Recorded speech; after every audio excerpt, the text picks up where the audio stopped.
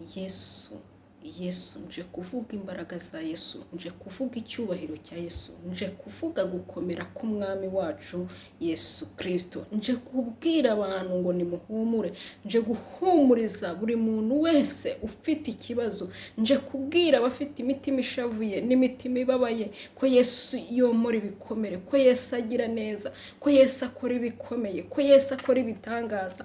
Haleluya, haleluya, haleluya. Yesu ni umwami, Yesu ni umwami. Ngo ageze kwa Lazaro, uyu Lazaro murabizi ko yari yarapfuye, murabizi ko Lazaro yari amaze iminsi ine mu gituro, mbese yaranutse cyane, yaranutse.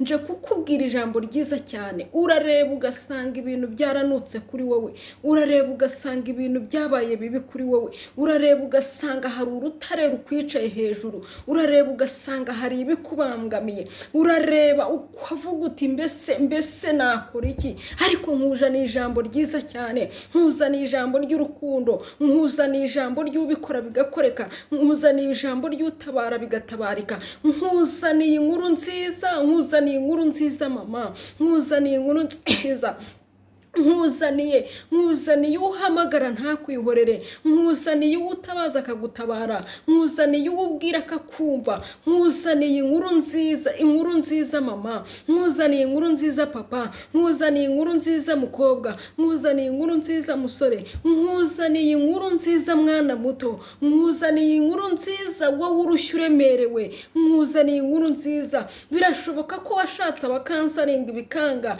birashoboka ko washatse wagufasha bikanga, birashoboka ko wahamagaye buri muntu wese bikanga, birashoboka. Nkuzaniye inkuru nziza y'ukumva ntakumvira ubusa, y'ukumva ntakwihorere. Uwiteka uwo nta wundi ni Kristo, ni Kristo ukora ibikomeye, ni Kristo ukora ibikomeye. Wowe urareba ugasanga byanutse, wowe urareba ugasanga birakomeye, wowe urareba ukabona ni urutare rukwicayeho, wowe urareba ugasanga nta wagukura muri icyo kibazo, wowe urareba ugasanga nta wagukura muri iryo shavu, wowe urareba ugasanga nta wakumara agahinda, wowe urareba ugasanga nta wakumara umubabaro. Ariko nkuzaniye umugabo umara umubabaro, akomora n'ibikomere rwose, ugaseka ukishima ukagira ngo nta kigeze kikubaho. Uwo ni Yesu Kristo, uwo ni Yesu Kristo umwana w'Imana, womora ibikomere abarushye n'abaremerewe, womora ibikomere abari bakomeretse. Uwo ni Kristo, ni Kristo wenyine, ni Kristo wenyine. Umuntu yaza akaguhumuriza ariko akagenda, umuntu yaza akaguhumuriza ariko ako kanya akagenda, umuntu yaza mukabana akaguhumuriza mu isegonda imwe ariko wagera mu buriri ukongera ukitekerezaho, umuntu yaza akaguhumuriza ariko wageraho mutari kumwe ukongera ukigarukaho. Ariko uyu Kristo zote yaba Mungu asifiwe. Asante. Uyu Kristo ndimo kuvuga, niyo muri mu muhanda muba muri kumwe, niyo uryamye muba muri kumwe, niyo usinziriye wabakureberera, niyo aho waba uri hose uyu Kristo waba hari, aho waba uri hose muba muri kumwe. Uyu Kristo ibyo waba urimo byose muba muri kumwe. Uyu Kristo birashoboka ko wagira umugabo akakumara umubabaro, rwose akakuba hafi, akakubwira ati humura mugore wanjye, akakubwira ati humura mwana wanjye, akaguhumuriza mu bibazo ufite, akaguhumuriza mu ntambara. Ariko mwagera mu bicuku agasinzira. Abanyarwanda baravuze ngo umusonga wundi ntubuze undi gusinzira. Mu kanya mwarebaga akaguhumuriza, ariko wowe byagera mu bicuku bya nijoro we yisinziriye ari kugonera iruhande rwawe, wowe ukarara ukanuye amaso, wowe ukarara ureba, wowe ukarara urushywa na cya kibazo, wowe ukarara bya bindi bikunuka bikuriho, wowe ukarara urushywa na cya kindi, we yasinziriye. Ubwo mwese mwarebaga yaguhumurizaga, ariko mugeze mu buriri arasinzira. nkuzaniye umugabo rero, nkuzaniye umugabo utanga amahoro ugasinzira, nkuzaniye umugabo utanga umunezero umuntu atari afite, nkuzaniye umugabo utanga ibyishimo umuntu atari afite, nkuzaniye umugabo ushoboye byose, womora ibikomere, womora inguma, nkuzaniye umugabo, nkuzaniye umugabo, uwo ni we se w'abapfakazi, uwo ni we papa w'imfubyi, uwo ni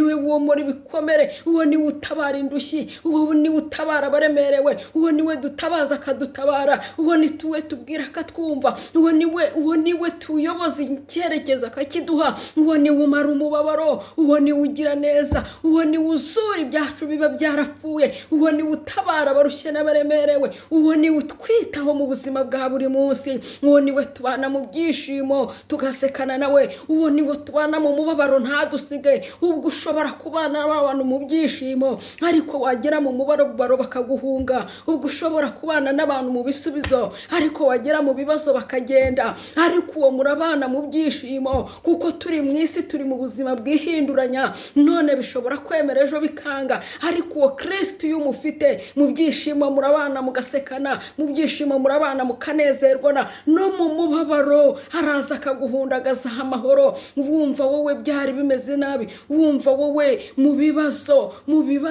araza akaguha amahoro, araza akaguha amahoro, araza akaguha umunezero. Muririmbyi aravuga ngo nubwo mubona ngenda nta kindi nishingikirijeho ni Yesu, akaguha amahoro, akaguha ibyishimo, akaguha umunezero utigeze kugira. Uwo ni we Kristo wenyine, niwe womora ibikomere, niwe uruhura abarushye, niwe uruhura abaremerewe, niwe utabara abadafite shinge na rugero, niwe utanga amahoro yo mu mutima umwana w'umuntu ataguha. Umwana w'umuntu yayaguha isogonda imwe, mu yindi ukigarukaho kuko umutima niko uteye. Umwana w'umuntu yaguhumuriza isogonda imwe, mu wundi mwanya ukigarukaho. Umwana w'umuntu yakuba hafi isogonda imwe, mu wundi mwanya ukigaruka. Ariko Kristo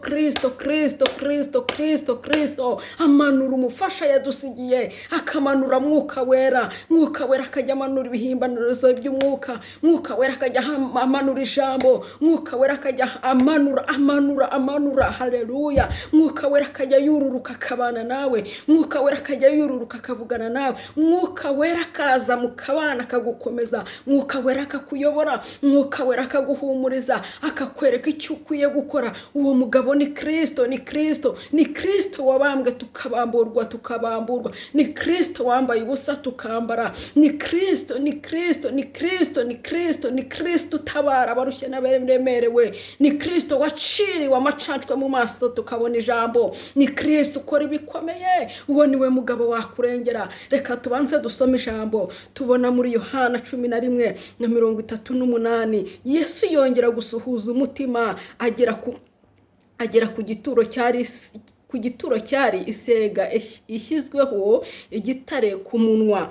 Yesu arababwira ati nimumukureho igitare. Marita mushiki w'uwapfuye aramubwira ati databuja none aranuka kuko amaze iminsi 4.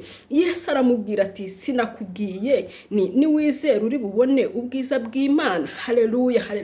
Iri jambo niryo mbazaniye, harimo amagambo 3 nshaka ko twizereramo, harimo amagambo 3 nshaka ko dusengeramo. Ngo Yesu ahageze, ngo bari barafashe uyu Lazaro baramushyinguye, bashyiraho igitare. Nshaka kuvuga ko tuvuga kuri iki gitare, nshaka ko tuvuga no kuri uku kunuka, tukavuga n'iri jambo yavuze ngo nakubwiye ngo niwizera urabona ubwiza bw'Imana. Nanjye ndakubwiye ngo niwizerera muri iri jambo urabona ubwiza bw'Imana. Mu yandi magambo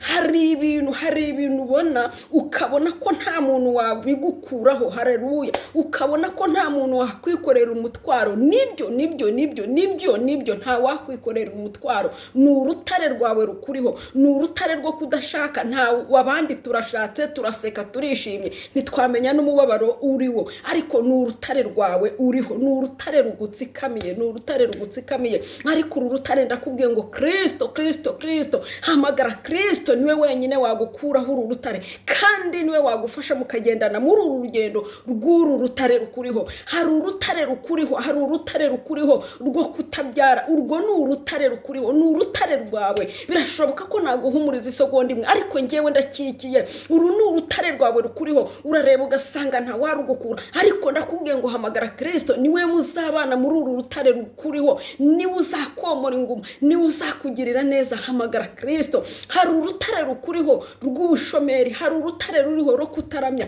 hari urutare rukuriho rwo kudashaka, hari urutare rukuriho rw'icyangiro, hari urutare rukuriho rw'uburwayi.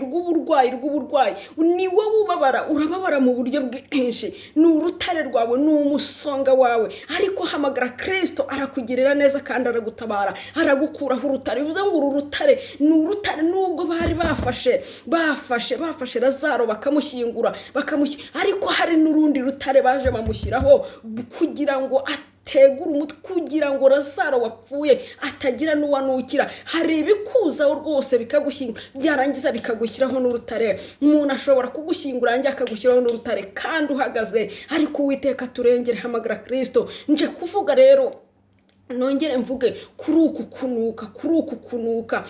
Ingoma rero aravuga ngo erega amazi iminsi na mu gituro aranuka. Haleluya, aranuka. Mbese byaranutse hejuru y'uko uru rutare rukuriho rwaranutse.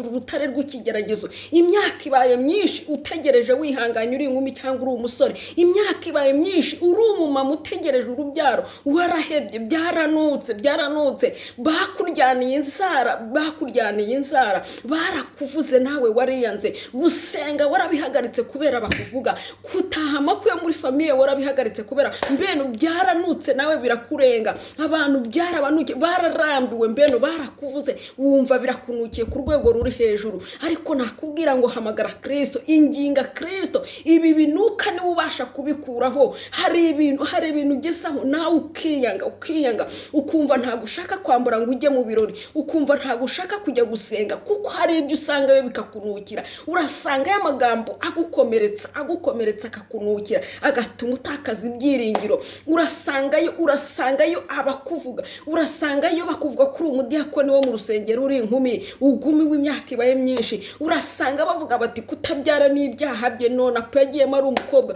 Mbeno bavuze ibyo bashaka birakunukira. Hari ibyakunukiye, wagiye muri business biranga, ukora inshuro nyinshi biranga, nta nubwo ugishaka kwesea. Mbeno byarakunukiye. Hari ibintu byinshi byakunukiye, hari ibyakunaniye, mbeno byakubanye ibibazo bikomeye cyane. Warwaye uburwayi bwinshi, urarwara ugeza unanirwa kweguka. Mbese nawe ubwawe uwumva uninukira bitewe n'uburwayi urwaye. Bwarakunukiye, biranuka byarenze urugero, bigera ku rwego rwo kunuka. Ariko nkuzana ijambo ryiza cyane. Hamagara Kristo, ngo Kristo ageze kwa Lazaro arahamagara Lazaro arazuka. Amazi iminsi ne mu gituro. Nkuzana irindi jambo, abwira mushiki wa Lazaro, aramubwira ngo nakubwiye ngo ni wizera urabona ubwiza bw'Imana.